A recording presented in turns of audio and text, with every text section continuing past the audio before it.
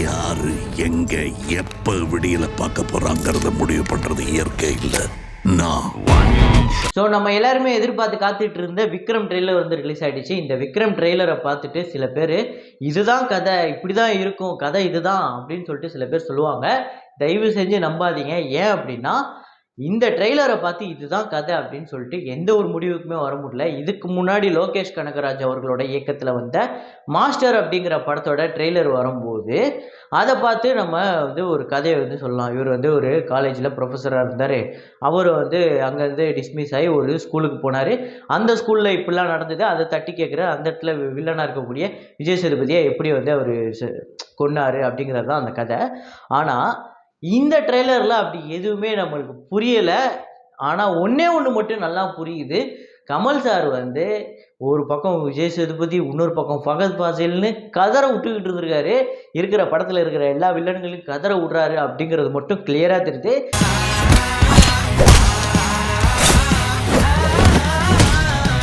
ரத்தம் திரிக்க நாங்கள் படம் எடுத்துட்டோம் அப்படின்னு சொல்லிட்டு சில பேர் சொல்லிக்கிட்டு இருப்பாங்க. ரத்தம் திரிக்க படம் அப்படின்னா அது உண்மையிலே இதுதான். இந்த ட்ரெய்லர்லாம் அவ்வளோ ரத்தம் தெரிக்குது. அது மட்டும் இல்லாமல் இருக்கிற எல்லா கண்ணியுமே யூஸ் பண்ணிட்டாங்கன்னு நினைக்கிறேன். இந்த கேஜிஎஃப் வரும்ல அந்த பெரிய மகனே அது முதற்கொண்டு எல்லாத்தையும் யூஸ் பண்ணிட்டாங்க.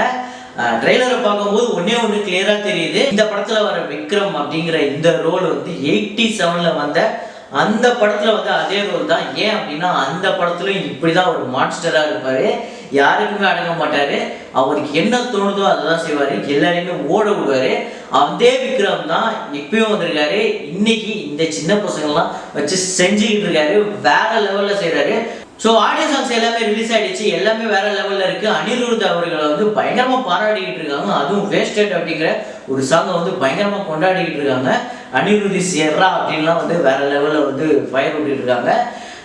இப்போ பார்த்தீங்க அப்படின்னா இந்த படத்தில் சில டைலாக்ஸ்லாம் இருக்குது. இப்போ விஜய் சேதுபதி என்ன சொல்கிறாரு அப்படின்னா, இந்த மாதிரி என்னோட சரக்கு கொடுத்துட்டு அப்படின்னா நானே தனியாக அரசாங்கம் வச்சுப்பேன் அப்படிங்கிறாரு. ஸோ அவர் ஏதோ கடத்தல் தொழில் பண்ணுற மாதிரி தெரியுது. அப்புறம் வந்து ஃபகத் ஃபாசில் வந்து முகமூடி போட்டுட்டு இருக்காரு. அவர் வந்து என்ன சொல்கிறாரு அப்படின்னா, நாங்கள் வந்து அப்படிதான் முகமூடி தான் போட்டுட்ருக்கோம். எங்களுக்குன்னு வந்து ரூல்ஸ் அண்ட் ரெகுலேஷன்ஸ்லாம் கிடையாது. அப்படின்னு ஒன்று இருந்தது அப்படின்னா அதை நாங்கள் மீறுவோம் அப்படின்னு சொல்லி அதுவும் சொல்கிறாரு.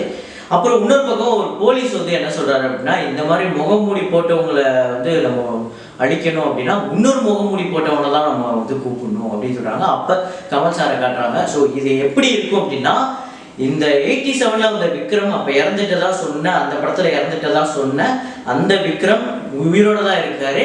அவர் வந்து இப்போ ஏதோ ஒரு பிரச்சனையில் அவர் வந்து இவங்கெல்லாம் வந்து ஏதோ அவர் வந்து ஒவ்வொருத்திருக்காங்களா இல்லை இவர் வந்து இவங்களுக்குள்ள வந்து இவங்க எல்லாரையும் வச்சு செய்கிறாரு அப்படிங்கிறதெல்லாம் பொறுத்து தான் பார்க்கணும். ஆனால் இந்த ட்ரெய்லரை பார்க்கும்போது ஒன்று கன்ஃபார்மாக தெரியுது.